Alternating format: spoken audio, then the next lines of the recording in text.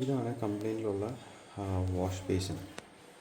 അപ്പം ഇതിൽ കാണാം, ഇതിൽ കണ്ടോ ഇങ്ങനെ ക്രാക്ക് ഗ്രാജുവലി കുറേ നാളായി വന്നിട്ട് നമ്മളങ്ങനെ കാര്യമാക്കിയില്ല. പിന്നെ ഇത് ഡൈനിങ് റൂമിലുള്ളതാണ്.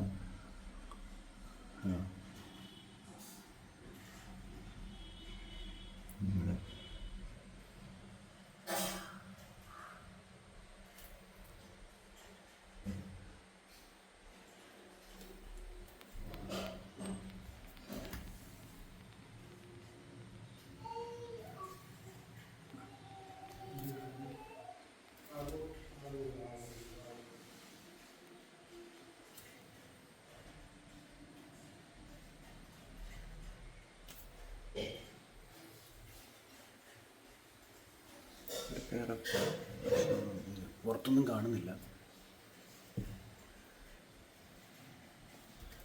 അകത്താണ്, നമ്മൾ ഡൈനിങ് റൂമിലാണ്. ഇപ്പം